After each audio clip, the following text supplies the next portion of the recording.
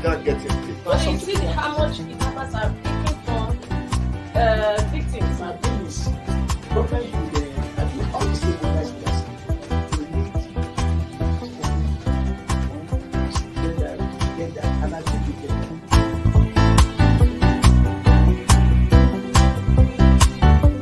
The 3% for the oil producing community is too low. So the support that is needed. And once you get the support, your airline people will blossom. This is Nigeria.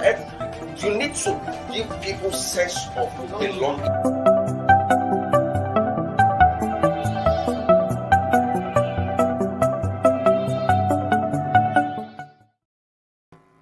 Good morning, Nigerians. It's Inside Nigeria for this Tuesday morning. My name is Bode Badibo. Today, we shall be dissecting the leading stories on some national dailies as usual. And of course, we have discussion on another trendy story of the day. With me in the studio this morning is Majid Bakare. Majid Bakare is a public affairs analyst and also works with Nigeria's Premium Times. Good morning, Majid. Good morning. Yes. This is the second time we're here. Yes. Happy New Year. Same to you, brother. Alright, thank you. Well, as usual, viewers, we're starting with Nigeria's most influential newspaper, The Leadership. On the front page of Leadership this morning, governors disagree with President Muhammadu Buhari insists on state police. Governors disagree with President Muhammadu Buhari insists on state police, say military police overwhelmed by security challenges to operate vigilantes, local guards, regional security outfit as interim measure. Ex-servicemen, security experts differ on state police. Majid, state police to be or not to be? Warning. The last interview by the president Yes. actually generated a lot of conversation. Unfortunately, the conversation didn't go the way it should go because the president has never been the one for great speeches or his Exactly. violence. But when you take your time and look through some of the issues, it may not be as coherent as you wish for it to be. But there's some great things that he raised, and there are some proposals that we were supposed to be discussing. Particularly, I said, we've all talked about the idea of fiscal federalism, and we talked about structuring and whatever lingo we decide to put on it. But the fundamentals remain that democracy is based on the principle of trust. Trust that each party is who believe themselves within the established Play their role yes, accordingly. within the established agreed upon principle, and that principle is the base of constitutions and other laws. And the question that you ask yourself is that so far so good in this particular republic from 1999 up to this moment, the state governors have been played by the rules, and the answer is fundamentally no. Now, the principle of democracy in any society is credible election and separation of powers. Now, both the two most important establishments at the level of the local government and state level are the state electoral commissions and judiciary website and state department. And I ask you this question: how have these institutions worked at the state level? It has been abysmal. Abysmal in the sense that the state electoral commissions are supposed to guarantee the election for the third tier of government, which is the local government. And what have they done with those institutions? It has been bastardized that they even make INEC to look like a sane organization, which makes it open, to improve on it. As the legislative and at the state level be, you can just wake up in some states and speakers are being removed the same way you can decide to also sack your cleaner. Even elected The people don't level, need chairman. yeah, the level of check and balance, it's just not there because it's when something is there that you cannot say, okay, what's the level of it? It's not there. I've never seen an instance where the state House of Assembly rejected any sort of, it's there. Then what about the judiciary?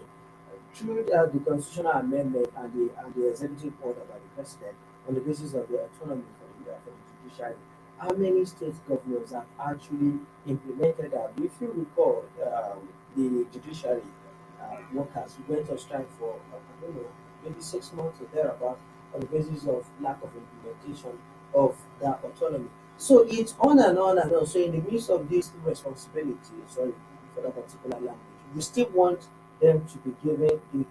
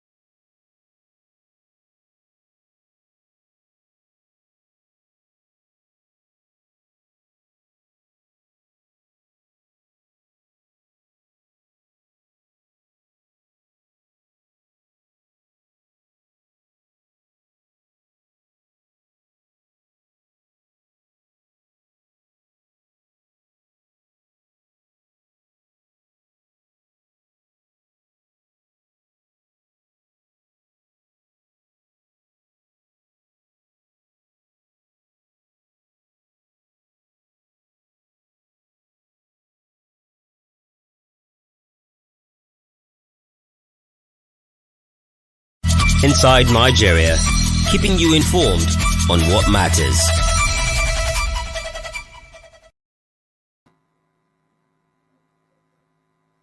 All right, welcome back. We apologize for that in between glitch. We're back now live, and I'm still having the studio Majid Bakari, the public affairs analyst at Premium Times Nigeria. Majid, conclude your talk before we move to the next newspaper. So in essence, it's this is that if you are asking for certain responsibility, questions must be asked and said, okay, what have you done to the one that was given to you? Because the problem was insecurity. It's not a question of just, we can all agree that the existing structure of the command structure from a bigger than everywhere, it's not working and it's not going to work. But at the same time, too, in solving the problem, we cannot afford to create another monster. Creating another monster in the sense that if you give governors who have shown, lack of check and balances, and transparency, accountability, and you not give them a new structure, what happened about that? Then we need to go to the fiscal aspect. So what do we and can you pay so that it doesn't look as if we want to cut our nose to spite our face? Because governors are not too responsible with power and we don't want to do the right thing to take care of the security. So what do we do? As Nigerians, we must set a certain agenda for them. We must ask them questions. No, what I mean is, can't there be any other measure aside multi-level policing? The multi-level policing is ultimatum. That is where we need to be. Where we need to be, because I just came back from my village. I saw a new police station that was renovated and everything.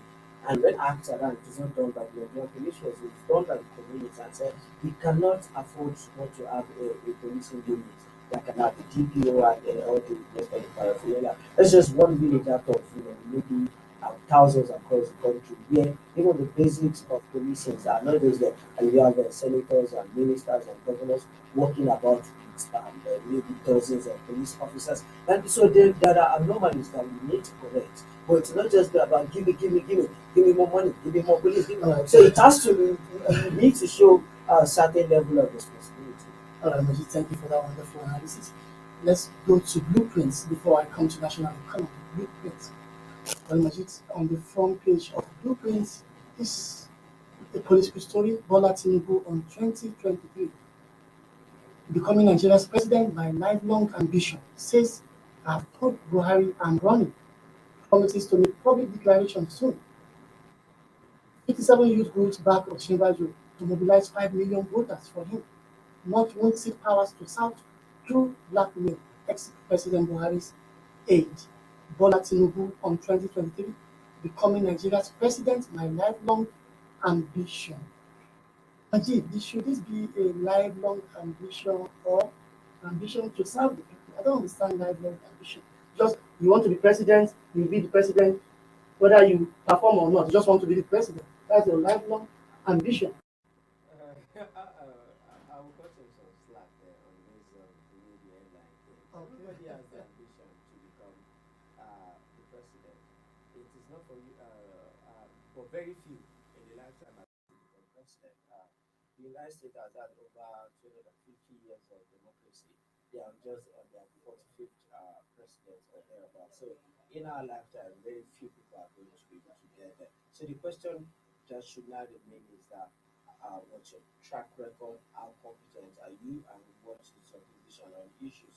So even the 2023 elections, you are going to have several maybe tens or maybe dozens of aspirants, and finally we are going to have maybe about 18 or thereabouts presidential candidates across political parties. So for the past 7 years or thereabouts, anyone who is within the political arena stand practically that the former governor of Lagos State has an interest to become the president of this country. Some people are saying the kingmaker should not be the king.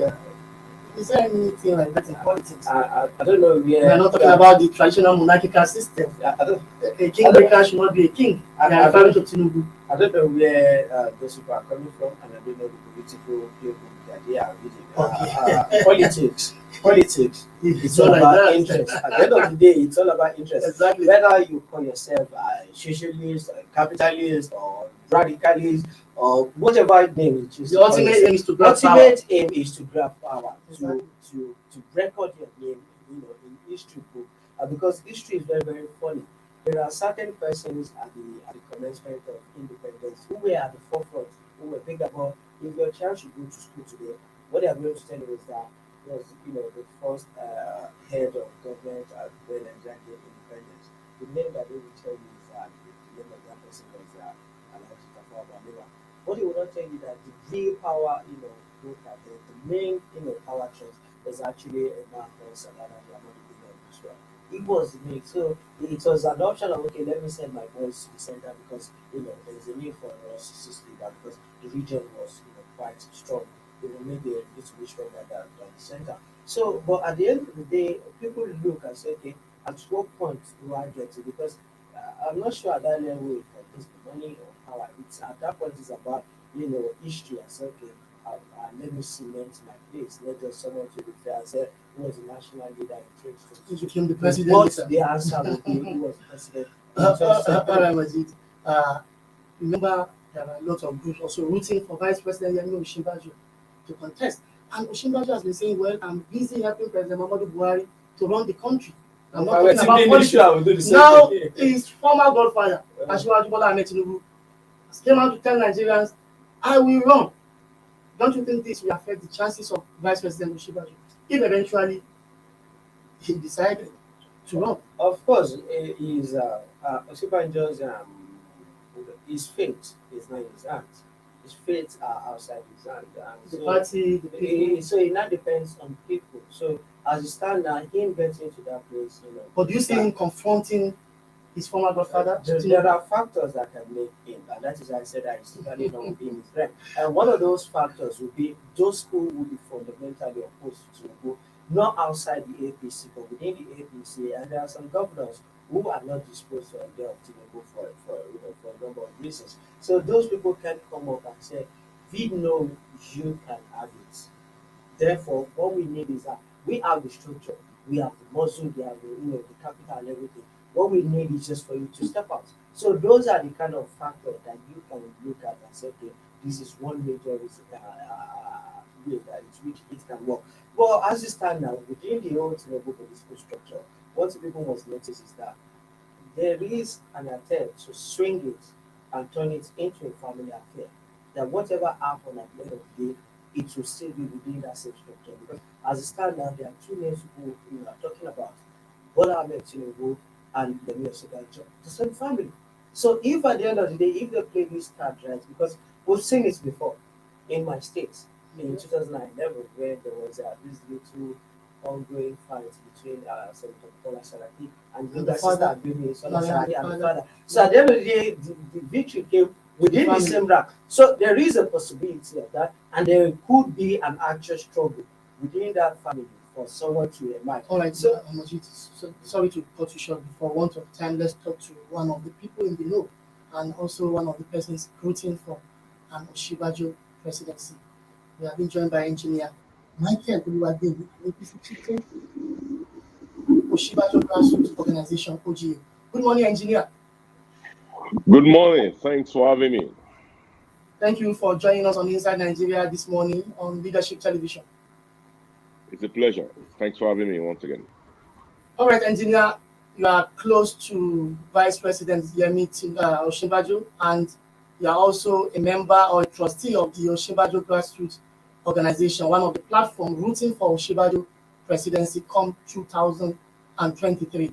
Now, we have seen what happened yesterday. Asiwaju Bola Ahmed Tinubu, a national leader of the party, has come out to tell Nigerians, and even the president, who is the main leader of the party, that he will be running for the presidency 2023. What do you think this poses for the chances of Vice President Yemi Osinbajo? Thank you very much. First and foremost, I want to say that indeed, any affair regarding the nomination of a flag bearer for a great party is a family affair. Every one of us in the All Progressive Congress, we are one family. Asiwaju Ahmed Tinubu is a legend within our party. He's our leader, and he's a man that we all look very much up to when we entered the field of politics. Some of us were inspired from a very young age by his courage to stand against conservative control of the federal and central government of Nigeria when he stood up to General Olusegun Obasanjo in 2006, 2007, when local government funds were seized for Lagos. So we, by no means, in any case, we have to remember that this is one family. At the end of the day, our hope is that the best man that is most suitable for the job is chosen by the All Progressive Congress, and even most suitable for our party. And that is why we are rooting for the vice president. The vice president, of course, is a man of many parts. He's a man also of a long history, serving first as a personal assistant to the Attorney General of the Federation, Mr. Bola Onaguruwa, back in the 90s. And that is where he started cutting his political teeth. And has risen, serving as the Commissioner for Justice for the Lagos State, fighting for the people of Lagos in the court against the dictatorial tendencies of General Obasanjo, related to the same forms I talked about under Asiwaju Tinubu. And later on being chosen for various functions as the party or progressive Congress was being formed, and ultimately he was seen as someone who was suitable to be the number 2 man to lead the charge against the PDP in 2015, and thus emerging as the vice president of this beautiful country that we call Nigeria. So I do not think the declaration of Asiwaju in any way threatens the candidacy of the vice president. In fact, I think it boosts the candidacy of the vice president. The reality is that the vice president is someone that is destined for this position. Is someone that has been mentored for this position. Is of everybody that has been mentioned in this. The only one person that has understudied General Buhari, the President Buhari, I mean, the president that has been in office for 8 years and who has been carrying the flag of this party proudly. And that only one person is Vice President Osinbajo. And I think that it is only makes sense. It is only logical that is the one that will continue with that legacy. So I do not think that the declaration by Asiwaju, which is a legitimate declaration, he said he has a personal ambition, and that is fine. But I'm sure that the next president of Nigeria should be focused on Nigerians, not on himself, and that is the vice president. All right, Engineer Oluwademi, let me ask you a point-blank question. Vice President Yemi Osinbajo, is he still a member of the Tinubu political dynasty or family, as the case may be? I've not seen any registration documents for any organization called Tinubu Political Family or Tinubu Dynasty. The Asiwaju Tinubu himself is a product of long years of mentorship. You have to remember, he was a senator of the Federal Republic, standing many feet behind the then presidential candidate MK Abiola in 1992 and 1993. And he then later rose up to become a governor of Lagos, one state out of 36, to include the FCT 37, before he then became a national leader of our party. Every man is destined to take his own path. The path of the vice president has been destined to go through the path of Asiwaju. As I clearly mentioned, it's someone who is married to the granddaughter of the political scion of Yoruba land, Chief Obafemi Awolowo. So naturally, he already has a proud political heritage from day one.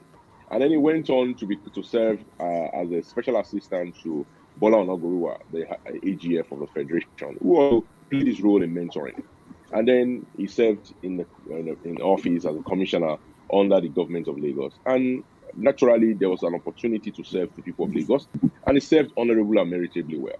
And I think it's important to understand that this part, by no means, so is he a member of the Bola Onaguruwa political family, or is he a member of the Awolowo political family? Awolowo, by no means, it's still very impossible to match the Awolowo political name in Yoruba land or even Nigeria today. Someone who served not just as the premier of the western region of Nigeria, but also served as the vice president of the Federal Republic of Nigeria during the Civil War, and was instrumental to bringing this country out of as a united, debt-free country in 1970 from the Civil War.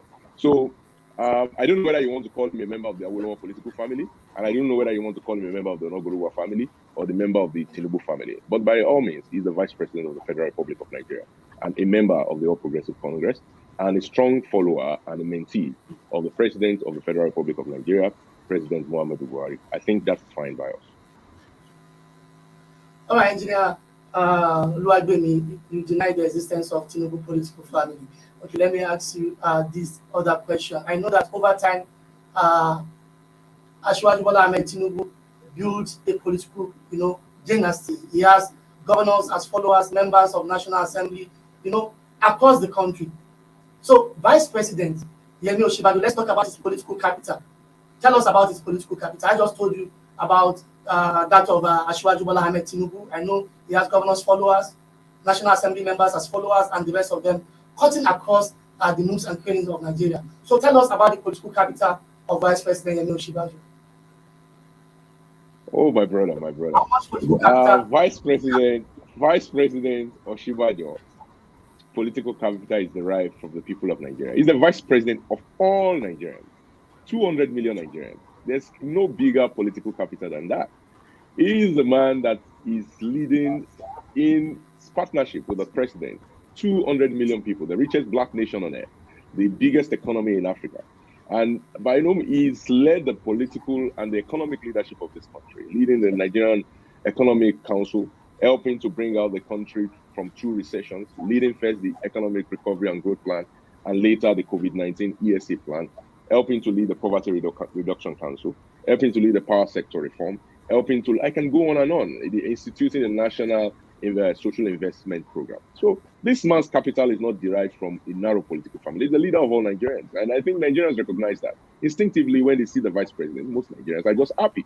Most Nigerians are happy to support him. Most Nigerians are happy to have him. And if you ask, do a poll, and you can feel free, you're a leadership newspaper, you can commission a poll today. The most popular politician, bar none, that is likely going to be on the ticket next time around. That is not President Buhari, is Vice President Osinbajo. And there's a reason why. He has a record of performance. He has a record of doing what he says he's going to do. He brought food to the table of 10 million hungry Nigerian children through the National Feeding Program. He was able to give loans through the leadership of the president to 2.5 million Nigerian businesses through the COVID-19 package. This man has a record of delivery. And Nigerians are not going to bet their horse on anyone that is just making promises, either for their political ambition, their personal ambition, or based on a track record that is maybe 20 years old. We want someone that is ready, warm, and ready to go. And I think everybody understands that the vice president is a winner any day, anywhere. Whether it's in Niger, from the marshland of the Niger Delta to the rolling hills of Ikiti, or the plains of Mambila, you can be sure the vice president is as popular as he is in Kebbi, as he is popular in the high DP camps of Borno State. All right, finally, Engineer Oluwagbemi, just last week the president disclosed in an interview with a television station that he will not disclose the identity of his preferred candidate for the 2023 presidency for security reasons. Now, in your camp, do you believe that preferred candidate is Vice President Yemi Osinbajo or not? Your guess is as good as mine. I don't think the president will think somebody that is already publicly declared needs his identity protected. It's clear that the person that is protecting his identity is the person that is not declared.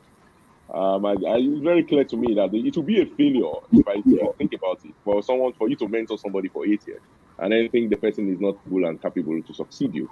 That was the number one failure of the Obasanjo presidency in 2007, and I don't think the president will make the same mistake. All right, in the event Vice President Osinbajo declined contesting against his former political godfather, Asiwaju Bola Ahmed Tinubu, what will happen to your groups? Will you be happy with him, or you find an alternative way for him to contest? Like some persons saying they will take some persons to court to compel them to contest election. Is that necessary? There will be no need to do that. There will be no need to do that. I can tell you the vice president is the man of the people. The vice president is the man that listens to his own people. Like I said, he's a leader of 200 million plus Nigerians. He co-leads that ticket, which Nigerians gave their mandate to in 2015 and 2019. So he's not somebody that is going to take his cue from his people and is going to do what his people want. He cannot fail his people at the most important moment, at a trying moment for the country and for the world. We need the vice president. We need a capable hand. We need a tried and tested hand. We need somebody that has led the nation, not led 1/6 of one ethnic group. We need somebody that has led the entire 350 ethnic groups of Nigeria. And that's person the vice president.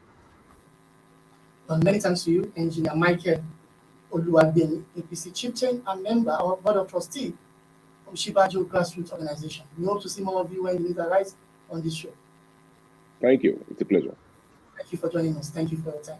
all right, you had it, you spoke like a politician, he belongs to a Shibaji group, and he has made his point very, very clear. You understand? Not too far from what you said, that we can only keep our fingers crossed and see what will bring out at the end of the day. He's only being a politician. He's being dodgy because some of the issues raised. Oh, he's been dodgy. Yeah, Nigerian politics is not politics of destiny or Camelot, where author is destined to become king. It's a brutal place. It's a place of real politics. And President Muhammad Buhari led the election very, very hardly for 3 years in a row. He did the ultra brilliant vote and he didn't get it. Because if I can play your mind back to the interview by Babanchi Lawal, from my Secretary to the Governor of Federation. who said it clearly that they are the fanaticism, the ideas, the modernity, but they realize that election, the convention in Lagos, they're not going to get it unless someone gave that assurance. And that person came in from Buhari's 12 million votes, couldn't do it, and managed to. There is no award for this people honesty. To stop. Because so if you say by virtue of he denied the existence of a political family. There's nothing like that. Everybody's on his own. Do you believe that? Yeah, well, when the vice president became the vice president, he didn't become it by virtue of his popularity. No, He was relatively unknown. Somebody even a former head of state like President Obasanjo, who stated it clearly in his book that it took the courage of Adamu Muazu, Atiku Abubakar in Adamawa, Yaradua in Katsina, for them to be able to force the hands of Solomon Land, the rest of the whole hierarchy, the whole structure, the roadmap for him to emerge. So when people talk, we understand the political aspect of it, but the reality at party politics level, ask or show money what it takes for someone to just be taken out. Ask secondaries. Party politics is a different ballgame to general elections, because as party politics, whether you want to do it by direct primaries or indirect primaries, it takes a lot of consensus for people to be able to come and say, I have this political capital and I'm willing to invest it on you, for you to emerge. So be that as it may, if the vice president is going to become the vice president, it's not going to be on the basis of how popular he is. It's going to be on the basis of certain persons being comfortable enough for him. And at one point, there will be a need to make certain choices. Because if it's down to it between him and Tinubu, it's going to mean people outside his camp who are going to be able to say, look, we don't want this person, but we want you to be able to go end to end between this is the kind of political structure we are ready to build. And Tinubu he didn't have the restraint not to be able to come out with his ambition. We've seen certain moves last year with Kano to commission projects, making it. And if you see beyond that, even his birthday for 2020 was in Kano. So you can see at the moment Jibril now going everywhere. He has no restraint, no nothing. So the vice president is still looking, still open. Last year, James Abiodun Faleke opened an office there. You have people, Swagger and the former National Assembly members and the rest of so you see such move. So if you're going to dismantle such juggernaut, it's not going to be on the base of destiny. Well, he spoke about the vice president political capital too. The vice president is the vice president of about 200 million people. Atiku was once the vice president of about 200 million people. Let's leave it at that, Majid, for want of time. Let's look at the last newspaper on our menu today, and that is the sister publication of Leadership, the National Economy.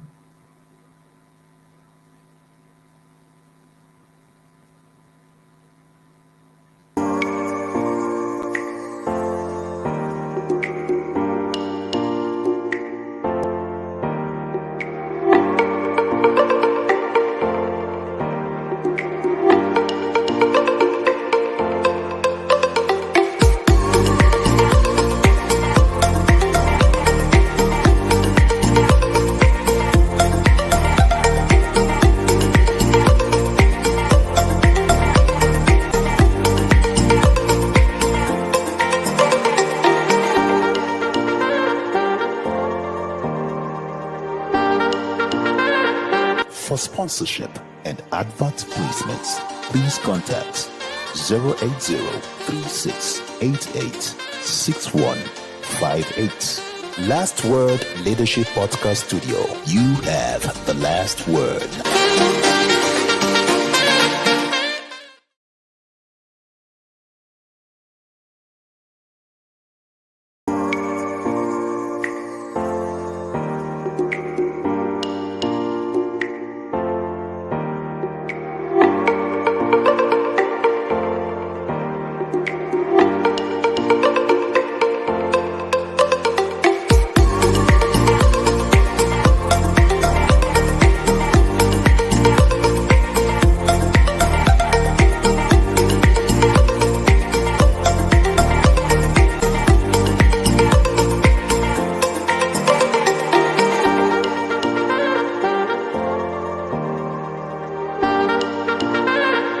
For sponsorship and advert placements, please contact 080-3688-6158. Last Word Leadership Podcast Studio. You have the last word. Inside Nigeria, keeping you informed on what matters.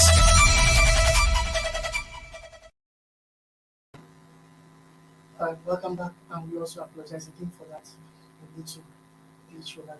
Well, let's see what's on the front page of Leadership Sister publication, the National Economy.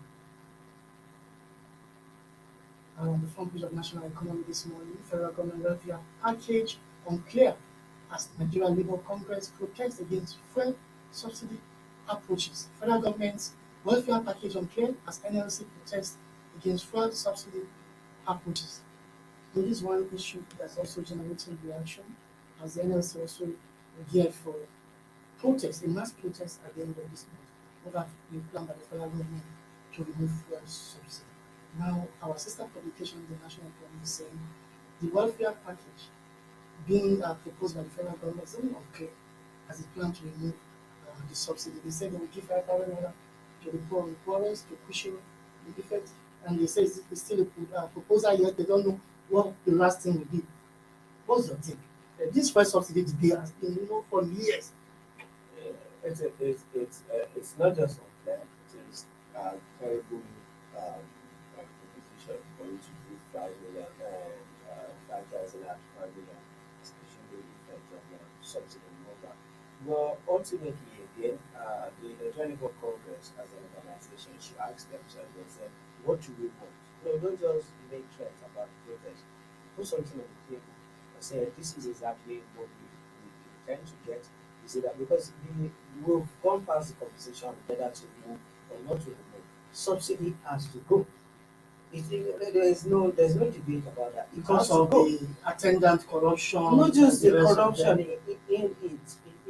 It's not sustainable. It's not sustainable. It's like we have 4 refineries. They are not working. We have crude oil in large quantities. Should we pay high for what we have?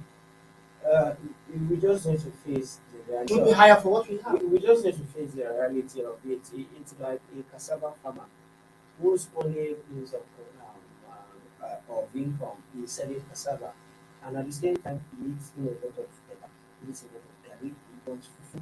So if he's going to have subsidy on those items, what is going to happen to the income is going to earn from the sales of cassava, and he's not going to have more. So the reality of it is that whether we have refineries, whether we talk about Dangote refinery, as long as there are countries around our borders who are willing to pay 450 or 350 for that same commodity, it's going to remain unsustainable. Unsustainable in the basic economics of it. Because we've gotten used to the idea. Imagine if maybe at the point, at point of independence or the 70 like oil, let's assume that we're not having oil. We would have been buying it at the same rate as other people are buying it. So the idea is that we've gotten used to it that we cannot imagine life without it. So the ultimate question is that how do we move those resources that will not be left behind if we remove it and move it into other places that are going to increase productivity, and that should be how roads, because nowadays transport is getting is going on the increase almost every day. And what are the major factors? we still have subsidy. When commuters are going to tell you and say the roads are bad. So if I buy a new car now, before you know it's going to go back. So therefore, I'm planning it as contingency, the security situation along those highways. So NLC as an organization should not just come and say we're going to do this. Put an offer on the table and say, look, this is what we want. If you give us this, then we can allow it. Because at the end of the day, when we had electricity, I think it was in 2020, NLC made the usual noise and everything. By the time they got to the table and government opened the book and said, okay, this is it. They ended up agreeing to almost everything government proposed. So NLC as an organization, there's a need for transformation. And say, we are not just going to be about saying, no, we don't agree. It's about saying, okay, this is I think NLC has also say what should be the condition by saying, please, the refineries, remove the subsidy. Let's refine here. Because the government has been next. The problem is, the government is not looking at those refineries again. So the refineries are long gone. What the government is just waiting for now is that when we don't go to the refinery straight. That's what is that okay? Because the idea of going back to those, there's nothing wrong with individual running refineries. Awarding contract for turnaround at Port Harcourt refinery because the idea is that government just want to give that feeling that those we are working on refineries, people are there doing nothing. Okay, those refineries are not gone. The only alternative now is to have them containers on stream. And if let me put myself in the shoe of the Nigerian billionaire, why would I be selling 162 to Nigeria?